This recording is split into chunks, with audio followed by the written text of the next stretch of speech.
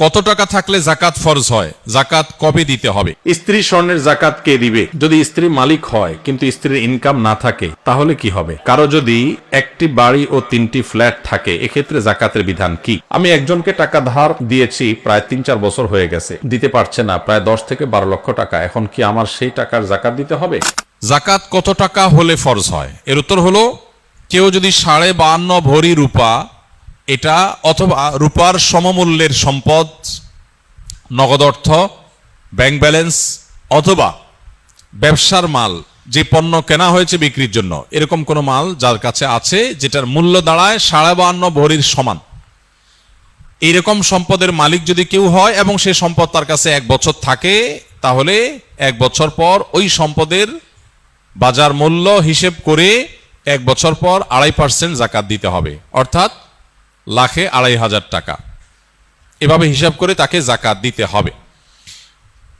বর্তমানে রূপার যে বাজার দর সেটা হিসাব করলে প্রায় 2.25 লাখ টাকার কাছাকাছি হয় 52.5 ভরি রূপার দাম। এটা ভ্যারি করে, উঠানামা করে। একেবারে খুব রিসেন্ট যে এখন 2026-এর ফেব্রুয়ারি মাস চলছে, এই সময়টাতে রূপার যে বাজার দর আছে সেটা হিসাব করে দেখা গেছে যে 2.25 লাখ টাকার কাছাকাছি। এক্সাক্ট আপনি যখন দিবেন রূপার দরটা জেনে নিয়ে যে 52.5 ভরি বা 52.5 তোলা রূপার দাম কত, সেটা হিসাব করে যদি দেখেন যে এটা আপনার সম্পদ এই পরিমাণ হয়ে গেছে, তাহলে সবটুকুর জাকাত দিতে হবে। এমন না যে এর অতিরিক্তটা জাকাত, বরং সবটুকুর জাকাত দিতে হবে। জাকাত দেওয়াটাকে জরিমানা মনে করা, এটা কিয়ামতের আলামত। সহিহ বুখারীতে আসছে, নবী সাল্লাল্লাহু আলাইহি ওয়াসাল্লাম বলেছেন, একটা সময় আসবে মানুষ যখন জাকাত দেওয়াটাকে তার জন্য অর্থদণ্ডের মতো বিষয় মনে করবে, জরিমানার মতো বিষয় মনে করবে। এটা ভুল ধারণা আমাদের সমাজে। কারণ আমরা মনে করি যে জাকাত দিলে বোধহয় লস হয়ে যায়, কমে যায়। বরং জাকাত দিলে এটা তো আমার আখিরাতের অ্যাকাউন্টে জমা হয়ে গেল, এটা বরং আমার স্থায়ী হয়ে গেল, নিশ্চিত হয়ে গেল, বাকিগুলোর গ্যারান্টি নেই। এজন্য জাকাত দিতে পারাটা সৌভাগ্যের বিষয়। আর জাকাত কখন ফরজ হয়? এর উত্তর হলো যে জাকাত ফরজ হয় প্রত্যেকটা ব্যক্তির অর্থ বছরের আলোকে। সবার অর্থ বছর একরকম নাও হতে পারে। ধরুন আমি জিলহজের 1ম তারিখে জাকাত দেওয়ার মতো সম্পদের মালিক হয়েছি, তাহলে পরবর্তী বছর জিলহজের 1ম তারিখে আমার জাকাত আসবে। কেউ যদি মুহররম মাসে জাকাত দেওয়ার মতো সম্পদের মালিক হয়ে থাকে, তাহলে 1 বছর পর মুহররম মাসে তার জাকাত তার উপরে বর্তাবে। তো জাকাত বর্ষ এটা নির্ভর করে ব্যক্তি কখন সম্পদের মালিকানা আসছে তার উপরে। এখন কেউ যদি জাকাত দেওয়ার সুবিধার্থে, হিসাব করার সুবিধার্থে সে যদি একটু আগে দিয়ে দেয়, ধরা যাক যে আমার জিলহজে আসে, আমি রমজানে দিয়ে দিলাম হিসাব করে, কোনো অসুবিধা নেই, জাকাত অগ্রিম দেওয়া যায়, যে প্রতি বছর আমি রমজানে দিলাম, সমস্যা নেই। আমাদের সমাজে অনেকে মনে করেন রমজান মাসেই জাকাত দিতে হয়। জাকাত রমজান মাসেই শুধু দিতে হয় এমন কোনো কথা নেই। তবে এটা ঠিক, রমজান মাস আমলের মাস, সওয়াবের মাস, এ মাসে আমরা বেশি বেশি সওয়াব হাসিল করার চেষ্টা করব ইনশাআল্লাহ বিইذনিল্লাহ। সেই জায়গা থেকে আমরা নফল দান, অন্যান্য সাদাকা করব এবং বিশেষভাবে যদি জাকাত দেওয়ার চেষ্টা করি ইনশাআল্লাহ, সেটাও আল্লাহ তাআলার কাছে আমরা বিশেষ আজরের আশা করতে পারি। স্ত্রী স্বর্ণের জাকাত কে দিবে? যদি স্ত্রী মালিক হয় কিন্তু স্ত্রীর ইনকাম না থাকে তাহলে কি হবে? স্বর্ণ বিয়েতে কিংবা বিভিন্ন উপহারের মাধ্যমে পেয়েছে, স্ত্রীর স্বর্ণ গহনার মালিক কে? আগে সেটার উত্তর দেন। বইয়ের স্বর্ণের মালিক কে? কে বলতেছে? স্বামী? চাচা? আপনি চাচির সারা জীবন স্বর্ণ দিয়ে কাম করছেন? লা হাওলা ওয়ালা কুওয়াতা ইল্লা বিল্লাহ। এটা একটা কাজ করলেন চাচা। চাচির সব স্বর্ণ দিয়ে বলছেন মালিক আমি, মানে আপনি মালিক। চাচি যদি এটা শুনে, ভাত তো আর জুটবে না কপালে বাবা। আচ্ছা আপনারা বলেন, বউয়ের স্বর্ণের মালিক কে? বউ নিজে? বুঝে উত্তর দিছেন? যারা বিয়ে করছেন, যাদের বউ আছে, এবার একটু মিলান, দাবির সাথে বাস্তবতায় মিলান। আপনারাই দাবি করছেন যে বউর স্বর্ণের মালিক সে, ঠিক আছে। এবার আমার উত্তর দেন, বউ যদি কালকে স্বর্ণ দোকানে যায়া তার স্বর্ণগুলা বিক্রি করে বলে আমি কটকটি খাবো, আপনি কিছু বলবেন না বলবেন না? বাস্তবতা বলেন, আমাদের সমাজের বাস্তবতা। স্বামী যদি, বউ যদি যায় তার সব স্বর্ণ বিক্রি করে টাকা পয়সা আয় না, কিছু তার বাপেরে, কিছু তার মায়েরে, মানুষকে দিয়ে দিল, তার মনে হয় একটু চাইনিজ কিনে এনে খাইলো, একটু শাড়ি চুড়ি কিনলো, টাকা উড়াইলো, আপনি কি কিছু বলবেন নাকি বলবেন না? শুধু বলবেন না আরো কিছু? সব ফেরেশতা নাকি এলাকার মানুষ? শুধু বলবেন না আরো কিছু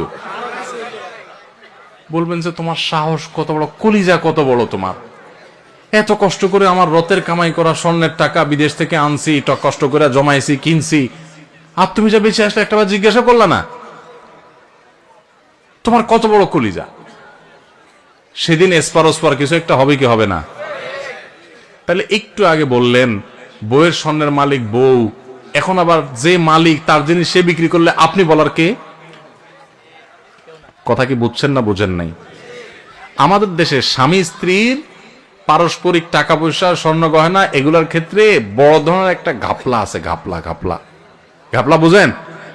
একটা গোজামিল আছে, গোজামিল। এই যে জাকাতের প্রশ্ন আসছে, আমি জানি গোজামিলটা কেন আছে। বউয়ের স্বর্ণ, এটার মালিক কে জিজ্ঞেস করলে আপনারা নারায়ে তাকবীর বলেন যে হ্যাঁ বউ মালিক, আবার বেচতে গেলে আপনি বাধা দেন।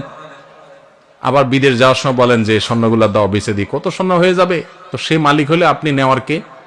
আপনি তো তার কাছে দরখাস্ত লিখবেন, বরাবর ম্যানেজার অত্র বাসা, বিষয় ঋণ মঞ্জুরির আবেদন, জনাব যথাবিহিত সম্মান প্রদর্শন পূর্বক নিবেদন, এই যে আমি অধম গরিবের ছেলে, বিদেশ যাওয়ার নিয়ত করিয়াছি, আমার ভিসা টিকিট ইত্যাদির টাকা ব্যবস্থা করার ক্ষমতা নাই।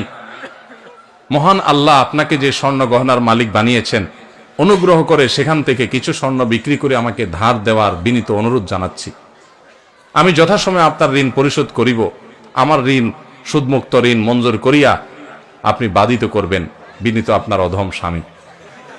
আপনি তো এরকম দরখাস্ত লিখবেন, না লিখা তার স্বর্ণ নিয়ে বেঁচে চলে আসতেছেন।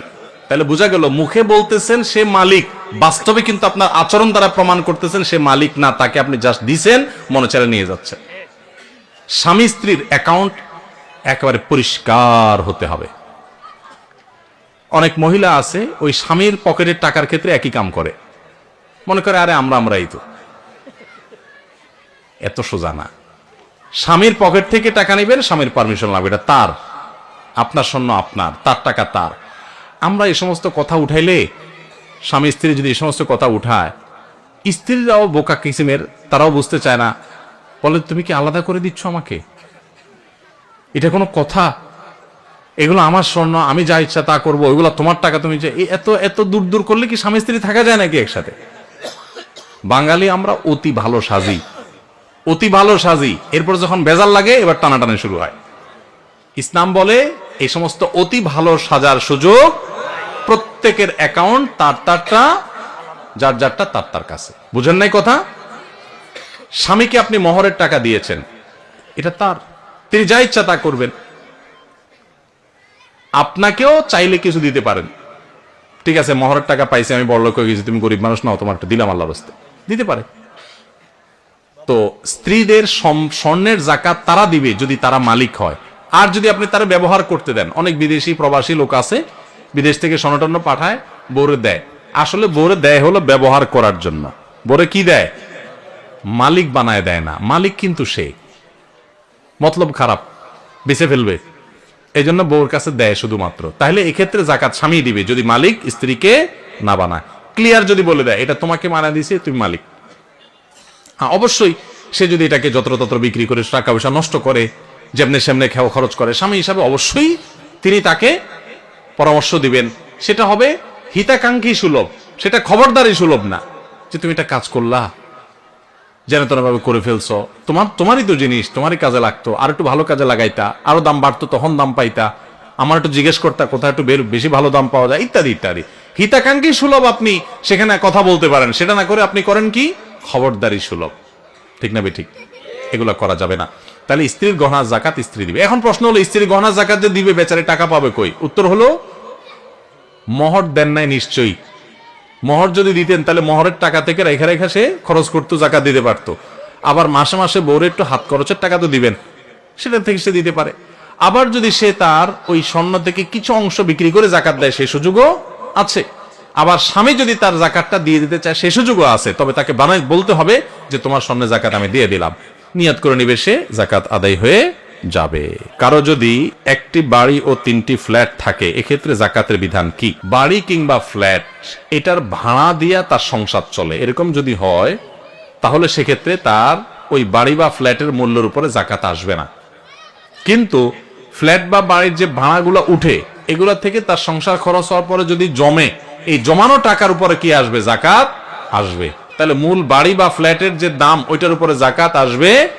একজনের রাস্তায় গাড়ি আছে একটা, এই গাড়ি আপনার ভাড়ায় খাটে, তো এই গাড়ির যে মূল্য ওইটার উপর জাকাত আসবে না, কিন্তু এটার যে ভাড়াটা উঠে ওইটা যদি জমে তাহলে জাকাত আসবে, আর খরচ হয়ে গেলে তো জাকাত নাই। আমি একজনকে টাকা ধার দিয়েছি, প্রায় 3-4 বছর হয়ে গেছে, দিতে পারছে না, প্রায় 10 থেকে 12 লক্ষ টাকা। এখন কি আমার সেই টাকার জাকাত দিতে হবে? টাকাটা কর্জে হাসানা হিসেবে দেয়া মানে সুদমুক্ত। যদি আপনি কাউকে টাকা ধার দেন, সেই টাকা যদি সে আর না দেয় এবং দেওয়ার কোনো সম্ভাবনাও না থাকে, তাহলে ওই টাকার জাকাত দিতে হবে না, কারণ সেই টাকা দিচ্ছেই না এবং একরকম টাকার আশা ছেড়ে দিয়েছেন আপনি, তাহলে ওই টাকার জাকাত দিতে হবে না। যদি কোনো কালে আপনি পান, তাহলে সেক্ষেত্রে আপনাকে কি করতে হবে? জাকাত দিতে হবে, আর না পেলে নাই।